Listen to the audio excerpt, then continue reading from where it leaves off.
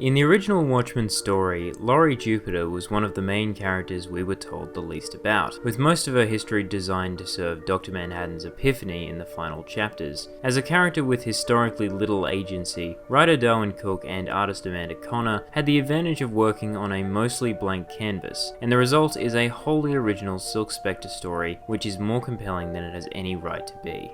Here we follow the exploits of a high school age Laurie Jupiter, or more accurately, Laurie Uzpechik, as she brawls with her overbearing mother and runs away from home with her boyfriend to a cartoonishly pleasant hippie community. Laurie naturally assumes the identity of the Silk Spectre to fight street crime while her mother sends Hollis Mason and the comedian to track her down and bring her home. The use of the comedian in particular as a tool of Sally Jupiter's meddling feels oddly appropriate, and is only reinforced when this deception remains a secret from Laurie. The main plot here revolves around Laurie's battle with a cabal of nefarious musicians, which include the likes of the Beatles and the Doors, as well as the nefarious non-canonical Gurstein, who, dismayed by diminished album sales, have set about distributing a mind-altering form of LSD, with the effect of inducing severe capitalist urges in its users. Yet, while Laurie succeeds in murdering the group's de facto leader, a menacing Frank Sinatra lookalike called the Chairman, most of the ne'er-do-wells seemingly manage to escape entirely. Several innocent characters meet terrible fates, and neither the comedian nor Laurie's mother Sally Jupiter pay any price for their misdeeds. The irony of the innocent hippies versus the comically evil executives plot appearing in an event as transparently exploitative as Before Watchmen surely marks this as a seditious act of revenge, arising from Cook's displeasure at being blackmailed into writing for this series. Though, notably, the story ends without undoing the effects of the LSD, with the previously peaceful hippie community now ardently devoted to the cause of commerce. Basically, I think the message here is that if you buy this comic book, you are as brainwashed as the characters in the story. In a way, it's a shame that such a well-made comic book has to be saddled with such cynicism from forces beyond its control. Like Minutemen before it, Silk Spectre wisely preserves the Watchmen panel style, though stamping its own identity on it, with soft edges for memories and non-sequential events, and recurring stylistic asides into Laurie's mind, which mainly feel out of place. The pinnacle of this subversion of the default layout comes during a stunning drug-induced trip sequence in which the panels begin to divide infinitesimally until they collapse into a swirling miasma in the center of the page, perhaps the best moment of the tie-in. Connor's art, most often applied recently to Harley Quinn comic books, is surprisingly versatile and only feels odd for a Watchmen story on occasion. One needlessly overt and showy callback to Watchmen iconography is an exercise in excess, very much in keeping with the themes of the event, but is nonetheless without consequence. Without consequence, of course, ultimately being a criticism this story simply cannot escape. The story ends with Laurie's perspective on the failed inaugural of the Crime Busters, a meeting which Before Watchmen revisits from the eyes of every conceivable character. Silk Spectre's observations are eye-rollingly obvious winks to the future events of Watchmen, and offer little more than innocuous fodder and a rather convenient segue into other stories.